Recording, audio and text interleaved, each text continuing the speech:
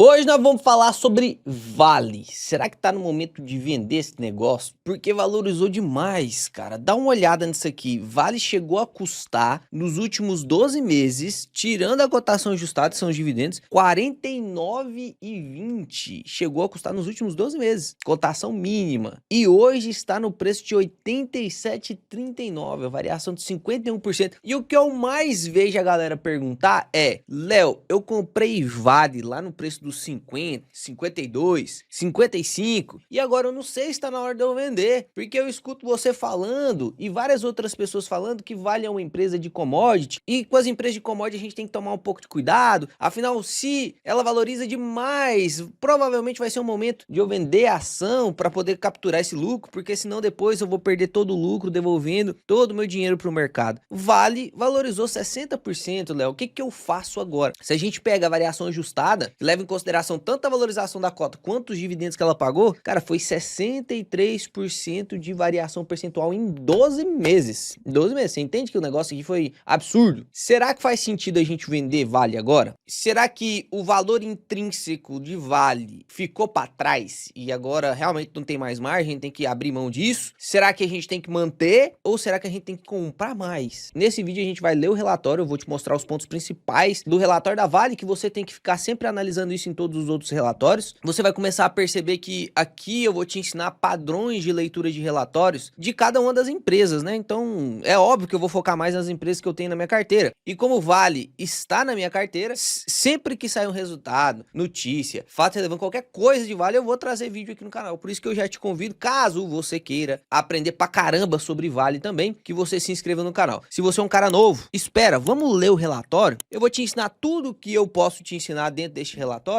e aí você vê se esse canal é diferenciado ou não. Se ele for mais do mesmo, você não precisa se inscrever não, porque mais do mesmo você só vai gastar seu tempo. Agora, se for diferenciado, você aprendeu uma coisa nova hoje, aí você se inscreve no canal para honrar, beleza? Vale está hoje na quinta posição da minha carteira, valorização é de 67%, né? Meu preço médio foi 52, realmente absurdo, e toda essa valorização aconteceu nos últimos 12 meses. Na verdade, se a gente considerar mesmo, quando ela começou a valorizar, ela passou dos últimos 12 meses, praticamente 9 meses andando de lado, né? Se a gente tira aqui a cotação ajustada, ó, ela iniciou fevereiro lá 57, ela chegou a cair e ela começou a subir mesmo, ó. Em setembro ela ainda tava 57, ou seja, ela passou 5, 6 meses lateralizada e depois ela começou a subir, disparou aí, bateu, chegou a bater R$ 90, né? E agora tá aí na casa dos 87,39. Então, vamos lá. Primeira coisa que a gente tem que fazer é abrir aqui a parte da análise avançada da Ward, pra gente dar uma olhada nos indicadores, chegar aqui na parte de preço teto também, e aí abrir também, puxar aqui o RI da empresa, beleza? Ah, Léo, não sou assinante da Ward ainda, porque eu sou maluco. Dá pra você fazer pelo Google também, você digita aí, ó, Vale 3 RI, essa parte do RI é fácil de achar, tá? Então, só clicar aqui, ó, você vai entrar lá no site da empresa, e aí a gente vai fuçar aqui no site da empresa, tá? Tem que fuçar mesmo, porque todo site é diferente. O site da Klabin é diferente da Vale, do Petrobras, que é diferente do Banco do Brasil, que é diferente do Itaú, que é diferente da BB Seguridade, que é diferente da Sanepar. Todos são diferentes. Não existe um padrão da CVM para o site de relacionamento com o investidor. Cada empresa relaciona com o investidor da maneira que ela quer, da maneira que ela deseja. Existem os documentos padrões, DRE, balanço patrimonial, isso existe a parte padrão da contabilidade. Mas aqui você tem que fuçar, tá? Então a gente entrou aqui, é óbvio que as empresas tentam facilitar ao máximo. Você já consegue ver o relatório de produção das vendas do quarto trimestre, isso a gente já leu aqui, que ela solta sempre antes do relatório de resultados realmente. A gente vai clicar aqui em central de downloads, vai aparecer essa telinha aqui para você, ó, e a gente vai clicar em relatórios trimestrais, e aqui a gente vai baixar do quarto trimestre. Você pode baixar a apresentação de resultados, tá? Que ela vem com menos informação, tá? Mas você pode baixar ela aí também, e a gente vai ler hoje o release de resultado, que é este outro documento aqui, ó, desempenho na Vale, quarto trimestre 2025, beleza? Então, vamos baixar isso aqui, e a gente vai começar pelos indicadores financeiros. Então, a primeira página sempre é assim, né? Apresentação, o que o CEO falou, e aí, ó, tipo, como se fosse uma cartinha dele para você, e aqui a gente já começa pelos destaques. E aí, eu quero que você anota isso,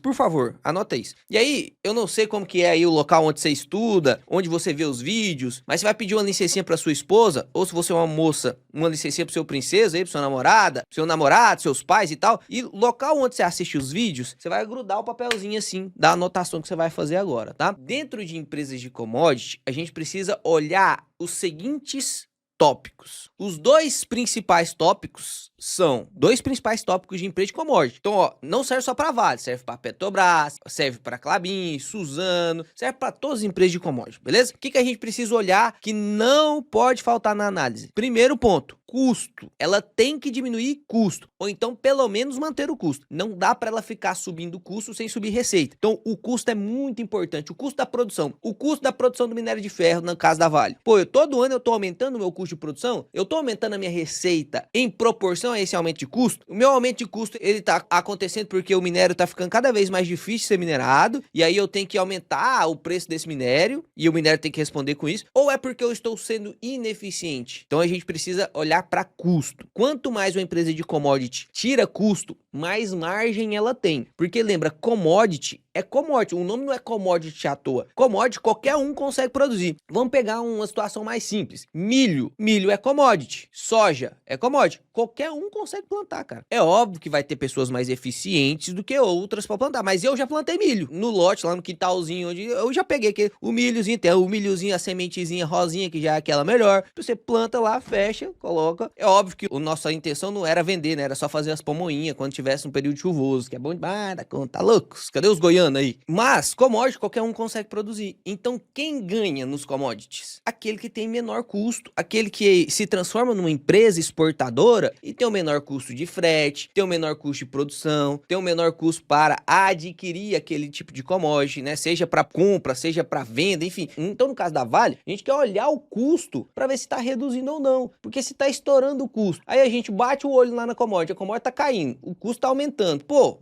lascou, tá ficando ruim. Então, anota aí, primeiro tópico, você vai digitar assim, ó, tenho que olhar nas empresas de commodity. Primeiro tópico, custo. Segundo tópico, lucro. Não é lucro não. E eu vou te provar aqui no caso da Vale que não é lucro, cara. Olha que doideira. Você não vai olhar lucro nas empresas diretamente, né? Não é o ponto mais importante nas empresas de commodity. O segundo ponto mais importante é aumento na produção. Aumento na produção. Então, primeiro é custo, segundo é aumento na produção. Eu tenho que produzir cada vez mais. Eu sou uma empresa de commodity. Então, eu tenho que forçar um monte, o máximo que eu conseguir de produção. Por quê? Isso mostra que meus investimentos que eu estou fazendo está dando resultado. Eu estou conseguindo extrair mais minério de ferro. E quanto mais minério de ferro eu extraio e menos custo eu tenho para extrair esse minério de ferro, mais eu expulso a galera que está minerando minério de ferro. Quer um exemplo? Suzano. Suzano tem um custo caixa para a extração de celulose de $700. Mais ou menos isso aí. A Klabin e todas as outras do planeta é muito maior do que... Pô, a Suzano, ela tem o menor custo do planeta de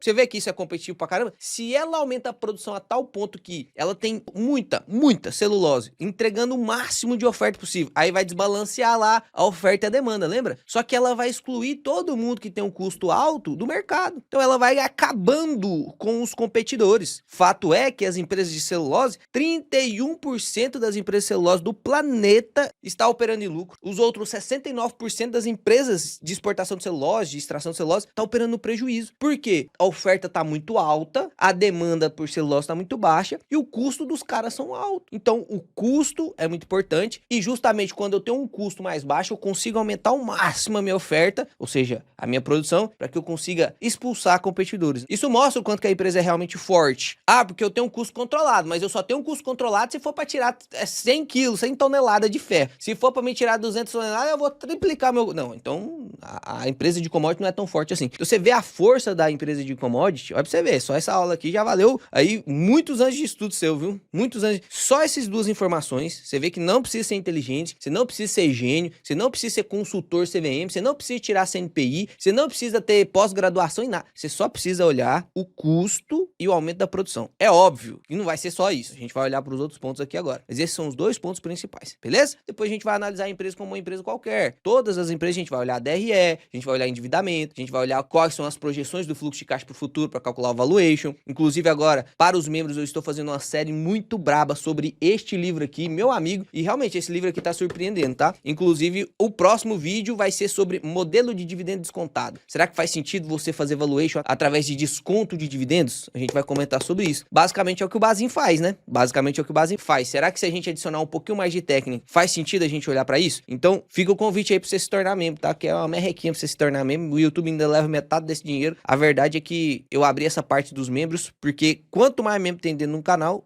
mais o canal é indicado. Então, só fica o convite aí. só se quiser também. Vamos para os indicadores financeiros aqui, então. Olha só, aqui tá em dólares, tá? Então, você vai olhar aqui o lucro, aí você olha aqui, por exemplo, o EBITDA de 15 milhões, mas não é 15 milhões de reais, é 15 milhões de dólares, beleza? É uma empresa muito grande, o valor de mercado dela é absurdo, né? Então, ó, vamos lá, quarto trimestre de 2025, a receita líquida em vendas subiu, tá vendo aqui, ó? Receita líquida em vendas subiu 9% ano a ano. Se a gente leva em consideração o consolidado do ano, mesmo com a diminuição do dólar, mesmo com o dólar muito mais barato, ela conseguiu subir 1% da receita. Léo, por que o dólar influencia tanto nas empresas de commodity? As empresas de commodity são grandes exportadoras. No caso da Vale, 70% é exportado praticamente. Ou seja, 70% da receita depende do dólar. Se o dólar tá alto, eu vendo minério de ferro mais caro. Se o dólar tá baixo, eu vendo minério de ferro mais barato. Quer ver? Olha só que tanto que é fácil você entender isso aqui, cara. E aí você vai entender que você consegue dolarizar sim a sua carteira, mesmo investindo em empresas brasileiras. Se eu tenho uma produção de 100 toneladas de ferro, e vamos supor, só para efeito didático, tá? Que cada tonelada tá custando 100 reais, beleza? 100 reais. E vamos supor, só para efeito didático, que cada tonelada tá custando 100 dólares, beleza? Porque é cotado em dólar, porque é um commodity por padrão, né, planetário, a gente negocia em dólares. Então, beleza. Se eu for vender essas 100 toneladas por 100 dólares, eu vou ter 1.000 dólares, beleza? Faltou um zerinho aqui, ó, 10 mil. Aí. E essa empresa aqui enfrentou dificuldade muito grande. Vamos supor que isso aqui seja o ano 2024, e agora aqui no ano 2025, essa empresa só conseguiu produzir 80 toneladas, cara. E cada tonelada, como a gente havia discutido, é 100 dólares, né? 100 dólares. Supondo que o minério de ferro não subiu, tá? Aqui a gente tá considerando que a commodity ficou nos 100 dólares, porque além do dólar, tem o preço da commodity também que pode ser alterado. Mas, levando aqui em consideração, pô, então neste caso aqui, a empresa só conseguiu fazer 8.000 dólares. Perceba, de cá pra cá, o lucro da empresa, supondo que isso aqui fosse o lucro líquido já, tá? Vamos só fazendo de conta que não existe custo nenhum. Mas se isso aqui fosse o lucro, pô, caiu 20% o lucro líquido em dólares. Só que e se o dólar aqui tivesse a 5 reais, totalizando então aqui 50 mil reais, e se o dólar aqui estivesse a 7 reais? Opa, aqui a gente teria 56 mil reais. Então perceba, em reais, olha que doideira. Teria subido aqui 12% praticamente. Então, se eu olhar em reais, subiu 12%. Se eu olhar em dólares, caiu 20%. Então perceba que é importantíssimo a gente entender, e por isso, normalmente, que as empresas de commodity, elas mostram, né, as suas consolidações em dólares, justamente para você entender isso aqui. Se a gente pega aqui no próprio relatório, se você digitar aí no relatório as taxas de câmbio, perceba, no quarto trimestre de 2025, a média estava 5,39. No quarto trimestre de 2024, a média estava 5,83. Então, o dólar caiu 8% em comparação do quarto trimestre de 2024 para o quarto trimestre de 2025. E mesmo assim, a empresa conseguiu subir a receita. Se o commodity ficou a mesma coisa, se o custo tivesse ficado a mesma coisa, e se a produção tivesse continuado a mesma coisa, se a empresa não tivesse se mexido, se fosse a mesma empresa de 2024, hoje, ela teria uma queda da receita de pelo menos 8%, entende? Pelo menos 8% ia cair, porque o dólar caiu 8%, considerando que ela fosse totalmente dolarizada. Você consegue perceber que, mesmo com a queda do dólar, mesmo assim, a gente conseguiu perceber um aumento aí da receita da Vale. Então, ponto pra Vale. Como que pode um negócio desse? Só se ela aumentou a produção ou diminuiu o custo. A gente vai chegar nesse ponto aí, tá? E aí que a gente tem o EBITDA ajustado, o EBITDA pro forma, o fluxo de caixa livre. Olha o fluxo de caixa livre 2025. O fluxo de caixa livre é muito importante porque quando eu pego o EBITDA, que é o lucro operacional mais a depreciação e a amortização, e tiro os investimentos, que é o CAPEX que a empresa faz, eu tenho o fluxo de caixa livre, que é muito usado para valuation em empresas de commodity. Que é através do fluxo de caixa livre que eu vou pagar os credores, que são também investidores, né? Só que eles investem através de debêntures, e os acionistas, que são os investidores no PL da empresa, que somos nós. Então, através do fluxo de caixa livre que eu remunero os investidores. Então, se eu quero ver o quanto que a empresa vai me remunerar e até quanto eu posso pagar na empresa, eu tenho que olhar para o EBITDA, eu tenho que olhar para a margem, eu tenho que olhar para o fluxo de caixa livre. E aqui a gente consegue ver o fluxo de caixa livre da empresa subiu 3% ano a ano. Se a gente olha o fluxo de caixa livre recorrente, subiu 26% ano a ano. E aí que eu quero chamar a atenção a você para uma coisa, ó. Lucro líquido, prejuízo de 3,8 bilhões de dólares, tá? 3,8 1,8 bilhões de dólares. Levando em consideração o mesmo trimestre de 2024, foi um prejuízo de apenas 694. Sempre no quarto trimestre existe um efeito contábil, se não aconteceu antes, né? Existe um efeito contábil de ajuste do IFRS. O IFRS, eu sei que parece muito complexo isso aqui, né? Mas talvez é porque você me acompanha pelo primeiro vídeo, né? Se é o primeiro vídeo que você vê do canal aí. O IFRS é uma norma contábil para tentar ajustar o valor de mercado da empresa ao valor contábil que ela existe. Que é a maneira, entre aspas, pior de fazer o valuation de uma empresa. Você não vai comprar a empresa pelo valor contábil dela. Vamos supor que você vai abrir uma padaria, você investiu 100 mil reais nessa padaria. Não é porque você investiu 100 mil reais e abriu a padaria que a padaria vale 100 mil reais. Não é. O valor contábil é 100 mil, mas ela pode valer mais ou menos. Se você tá pagando lá 10% de juros sobre um empréstimo de 100 mil que você fez para poder abrir a padaria. Pô, se a padaria rende 10%,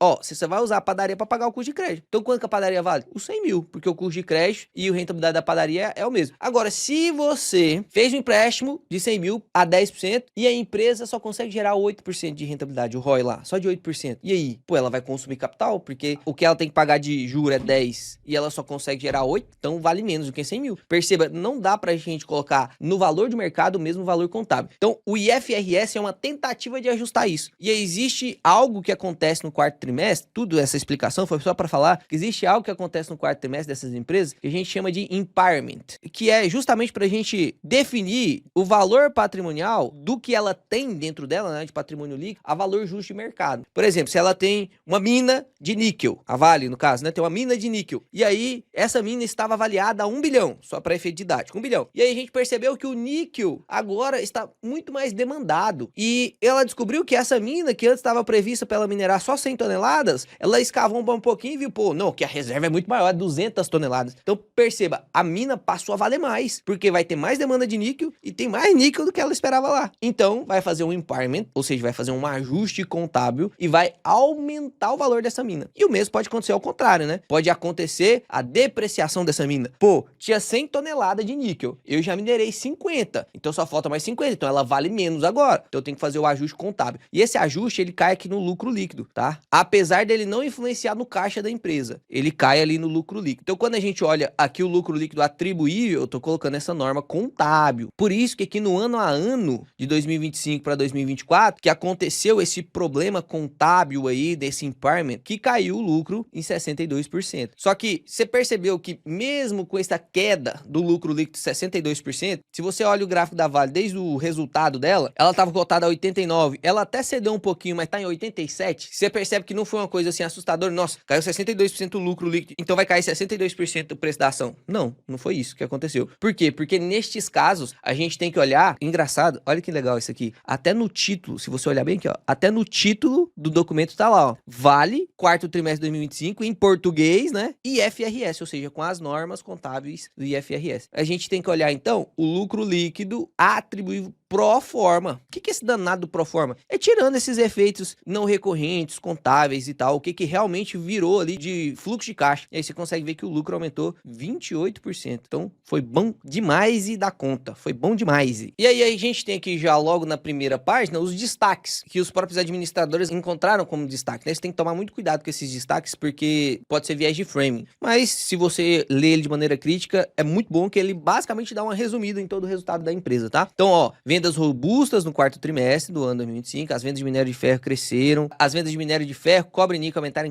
em 5, 8 e 5% respectivamente, né? Então, aumentou a venda do minério de ferro, aumentou a venda do cobre, aumentou a venda do níquel. E em 2025 aumentaram 3% minério de ferro, 12% cobre, 11% níquel. Percebe que minério de ferro, que é basicamente aí 70, 80% da receita da Vale, subiu. Então, subiu as vendas, né? Volume de venda. Eu tô produzindo mais, tô vendendo mais. Isso é bom. Lembra lá do tópico que eu pedi pra você anotar? E cobre e níquel, que foi aí o bafafá da Vale nesse último ano, desses metais preciosos, né? Metais de transição energética, principalmente agora com o avanço da inteligência artificial, data center usa muito níquel e cobre, a produção aumentou e a demanda aumentou pra caramba. E a Vale se beneficiou disso, né? Que ela tem reservas muito ricas disso. O preço médio do minério de ferro foi 1% maior, trimestre a trimestre, e 3% maior ano a ano, atingindo 95,4 dólares a tonelada. Então você percebe que não subiu tanto assim. Pô, a alta da Vale foi por causa da alta do minério de de ferro? E aí aqui agora eu já começo a te responder, para quem é esperto, né? Eu já te começo a responder aquela pergunta que a gente fez logo no início do vídeo. Eu tenho que vender Vale porque Vale é uma empresa de commodity, valorizou demais e agora faz sentido eu vender? Pois é, normalmente isso é uma constatação. Sempre em empresa de commodity, quando o commodity dispara e a empresa valoriza por causa do commodity, porque ela tá vendendo, ela pode vender o mesmo tempo, até menos, mas como o commodity disparou pra caramba, ela vai fazer um lucro absurdo. E aí, muita gente vai comprar para receber os dividendos, né? Enfim, só que o commodity é commodity, e ele é variável, volátil pra caramba, ele pode cair de novo. Então, normalmente a gente faz venda das empresas de commodity quando o commodity tá lá no talo. Vale bateu R$ 120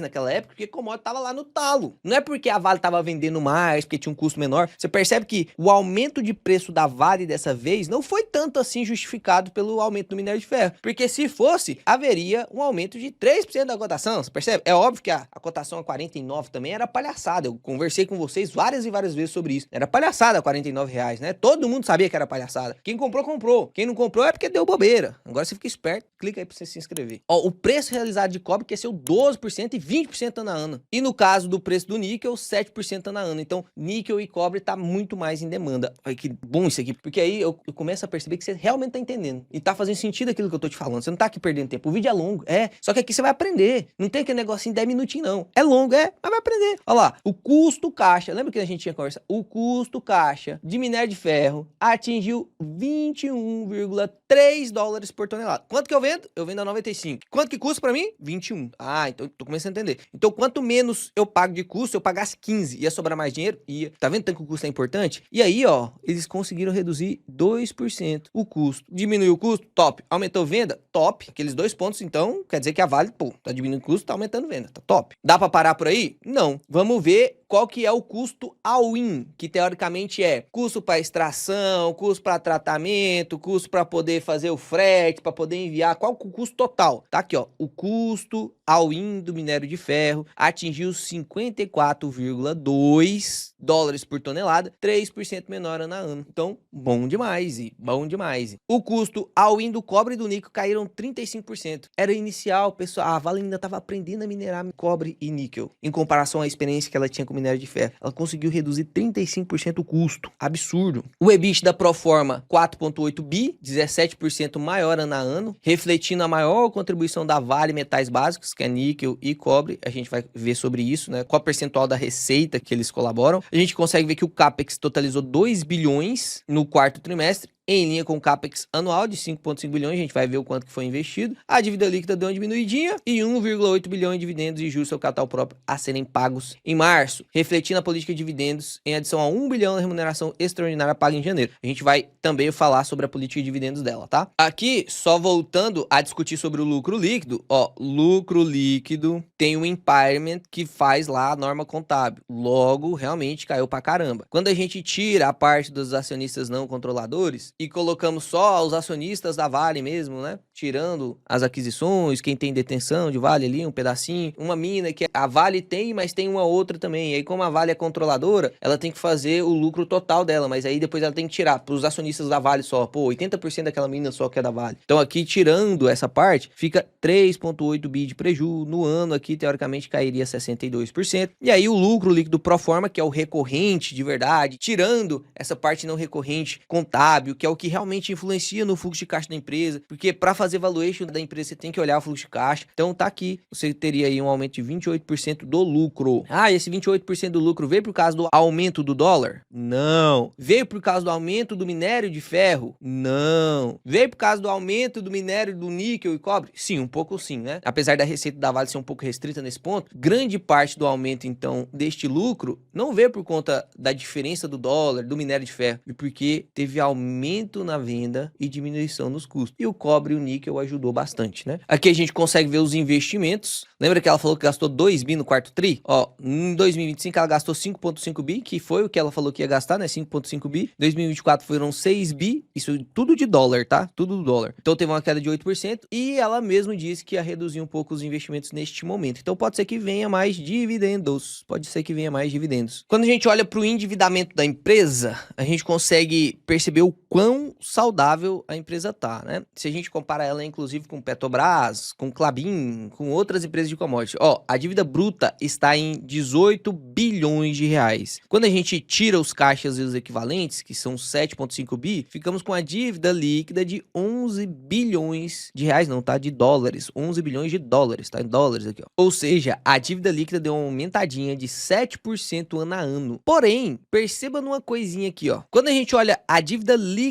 sobre o EBITDA ajustado, a gente consegue perceber que no quarto tri de 2025 tá 0,7, dívida líquida sobre o EBITDA 0,7 vezes, ou seja, ela consegue pagar toda a dívida líquida dela através do EBITDA ajustado que ela faz, que é o resultado operacional dela, ela consegue pagar em menos de um ano. É 0,7. No terceiro tri de 2025 tava uma vez, ou seja, ela conseguiu inclusive reduzir mais um pouco a dívida líquida sobre o EBITDA. Não porque ela reduziu a dívida líquida, mas é porque ela aumentou o EBITDA. Então a dívida líquida sobre o EBITDA diminui. Agora eu quero que você dê uma olhada pra gente finalizar aí pro valuation sobre a parte de desempenho dos segmentos, porque a Vale hoje, ela, quando a gente fala de Vale, a gente sempre lembra do minério de ferro. Só que agora ela não é mais só minério de ferro. Ela inclusive é dividida em Vale Metais Básicos, cobre e níquel. E tem até outros aqui, né? Mas cobre e níquel são os principais da Vale Metal Básico. E aí eu quero que você perceba sobre o EBITDA pro forma aqui, ó. 4,8 bi, tá? 4,8 bi. O quanto disso veio de minério de ferro e o quanto disso veio de metais básicos, cobre e níquel. Porque antigamente, basicamente 95 a 99% do EBITDA da empresa vinha de minério de ferro. Então, 4,6 ia ser de minério de ferro. Só que agora, perceba, as soluções de minério de ferro aqui, que são divididas em finos, pelotas e tal, e outros produtos ferrosos, dá 4 bi. Vou colocar aqui 4 bi, tá? 4 bi. Ou seja, se a gente pega lá 4 bilhões dividido por 4,8 bi, vou dar 83% da receita da Vale em minério de ferro ainda. Óbvio que eu dei uma abreviada aqui, se a gente for fazer o valor inteiro mesmo, dá 3,967 dividido por 4,834, caiu ali 1%, daria 82% da receita vem de minério de ferro. Já tem 18% da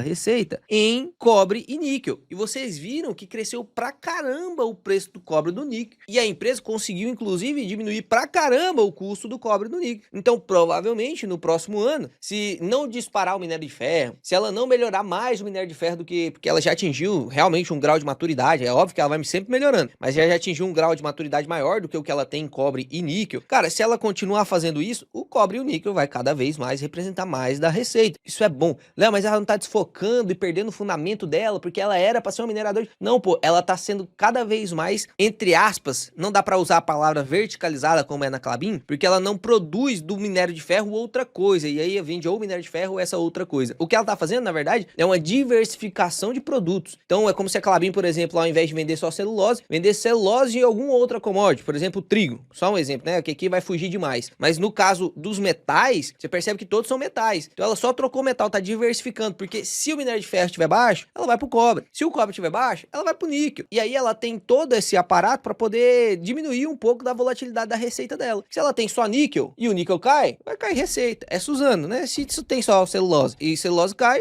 caiu receita. Agora, se eu tenho mais diversificação de produtos, isso é bom para a empresa, né? E seria ruim só no caso de ela não ter nenhum tipo de eficiência nesses dois minérios, o que está se provando o contrário, né? A Vale está se provando cada vez mais competente em minerar, em extrair cobre e níquel. Então, tô feliz demais com essa evolução da empresa. Aqui a gente consegue ver o preço médio do minério de ferro em 2025, 102,4. 2024 era 109, né? Já caiu 6% o minério de ferro. Então, realmente, a Vale está sendo pressionada tanto pelo dólar quanto pelo minério de ferro para baixo. 83% da receita. No caso do cobre, ó, teve aumento do preço do cobre. O preço do cobre subiu de 9,1 para 9,9. Então, o cobre ajudou aí a receita da empresa. E vou pegar aqui agora do níquel. Olha lá, o preço do níquel caiu, tá? O preço do níquel caiu. Então, percebe que realmente o cobre foi a bola da vez aí na Vale, mas não foi o responsável pela alta absurda que aconteceu. Na verdade, contribuiu um pouquinho para a alta, mas a Vale subiu porque, primeiro, estava muito descontada, mesmo com os preços que estavam, se a gente não tivesse aumentando em nada, a Vale estava muito descontada a R$50, R$55, e era aporte óbvio naquele momento. Porém, a empresa,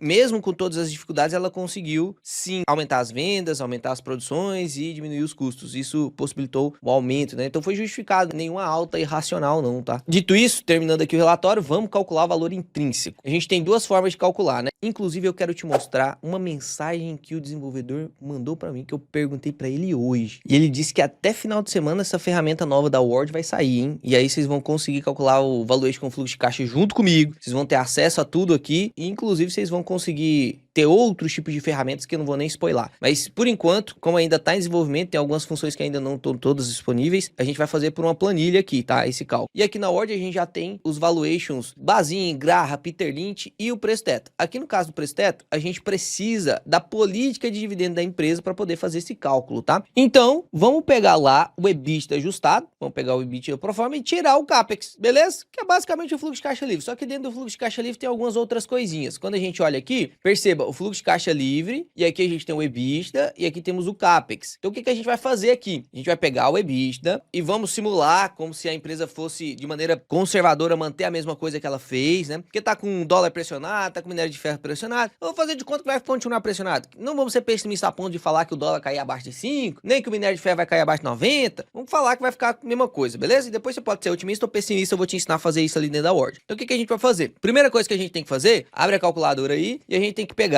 o EBITDA ajustado de 2025, 15.869, diminui do CAPEX, que é o investimento, né? Então, a gente poderia até usar ali o capital de giro, mas vamos fazer aqui de maneira mais simples, tá? Então, 5.507. Então, teoricamente, seria 10 bilhões de dólares de EBITDA ajustado. E a empresa falou que o pagamento mínimo é 30% disso. Vamos transformar isso aqui em reais. Então, 10,36 bi vezes 5,18, vou usar o dólar de hoje, tá? Daria 53 bilhões de reais. O que a gente vai fazer? Vamos lá na análise avançada e vamos colocar aqui na parte do lucro, tá? Aqui tá lucro projetivo porque 95% das empresas usam o lucro líquido para poder pagar dividendo. As empresas de commodities normalmente usam aí o fluxo de caixa livre, tá? Então, é só você colocar aqui no lugar do lucro a parte do cálculo que a gente fez, ó, 53 bilhões, 675 milhões e aí só preencher de zero. Perceba, se ela vai pagar só 30%, que é o pagamento mínimo, e a gente quiser 6% de yield, o yield projetivo da empresa seria de 4%, preço teto de 59, olhando para dividendo, olhando só para dividendo. Ah, Léo, mas a empresa pagou vários extraordinários, tanto que o payout da empresa foi absurdamente maior este ano, né? Que inclusive foi por conta da nova legislação, dos impostos que seriam pagos sobre os dividendos. Mas perceba, o payout foi absurdamente maior, né? Absurdamente maior. Então é óbvio que não dá pra gente levar isso aqui em consideração. Então você pode projetar aqui de maneira pessimista, otimista. Como o preço da ação tá muito alto, não acredito que a empresa vai fazer recompra de ações, já que subiu bastante. Não acredito que a empresa vai fazer mais CAPEX. Afinal, ela mesma falou que vai diminuir um pouco esse CAPEX. Ou seja, se não vai fazer recompra de ação, não vai fazer CAPEX, vai sobrar mais dinheiro para dividendo. Vai sobrar mais dinheiro para dividendo, porque é onde que ela vai enfiar esse dinheiro, entende? Logo, pode ser que ela pague ali uns 50%. Pô, se ela paga 50% de payout disso aqui, já sobe lá o preço teto para 98%. Se ela paga aqui 35%, vamos colocar 35%, né? 35%, ó, já vai para 68%. Então aqui você pode brincar do jeito que você quiser, tá? Eu sempre vou fazer a parte do pessimista. Por quê? Porque, na minha opinião, você sempre tem que partir da parte ou conservadora ou pessimista. Porque tudo que vier melhor do que isso, você vai ganhar como bônus, tá? Então eu vou salvar aqui esse preço teto. Você pode aumentar a projeção. Pô, eu acho que vai subir mais 6%, Léo. Beleza, pode subir aí os 6%. Inclusive, você pode tirar aqui a tesouraria, onde ficaria ali os preços do teto olhando para dividendo de R$ 66,64, tá? Então eu vou salvar aqui. Todas as pessoas que têm a Word assinado, quando clica aqui em influenciadores, conseguem ver aí meu preço teto. A premissa, o dia que eu calculei, tudo bem certinho. Só para te servir de base, tá? Não é para você usar como indicação de investimento, pelo amor de Deus. E aí, a gente vai então agora para a parte do valor intrínseco. E aqui na parte do valor intrínseco, o que eu gosto de fazer, vai ficar tudo automatizado para você lá na Word, né? Aqui a gente vai ter que inserir os dados na mão. Deixa eu inserir aqui os dados na mão. Vale 3. Vamos pegar lá o número total de ações, e já sem a tesouraria. A premissa eu vou deixar aqui a 15% mesmo da Selic. O ROI da empresa na média é 12%, se não me engano. Vamos conferir aqui, ó, na média, qual que é o ROI da empresa. Vamos pegar aqui, tá 17%, né? Eu vou colocar 12%, um pouquinho abaixo da média, para ser mais conservador. Daria ali com um payout. Vou projetar uns 5% de crescimento do lucro líquido no decorrer dos anos. E agora vamos usar o lucro líquido, tá? Vamos usar o lucro líquido como se fosse o fluxo de caixa aos acionistas, como o próprio Warren Buffett diz, que isso aqui é o valuation de fluxo de caixa, o fluxo futuro do Warren Buffett. Então vamos pegar o lucro líquido de 2025, e aí a gente tem esse lucro líquido de 2025, né? É só a gente pegar lá o lucro líquido pro forma, tá aqui, ó, lucro líquido pro forma, 7,796, vamos multiplicar pelo dólar, e aqui no caso a gente teria que multiplicar pelo dólar médio, né? Porque ela foi vendendo isso de acordo com o dólar médio, que foi de 5,39, como a gente já havia visto. Então dá 42 bilhões. Vamos jogar lá então 42 bilhões de reais. Então com a premissa de 15%, com o lucro líquido líquido de 2025, 42, e com a alta desse lucro líquido de 5% ao ano até 2028, depois jogando na perpetuidade, com a perpetuidade a 2%, a gente teria aí um preço por ação, então, de R$ 91.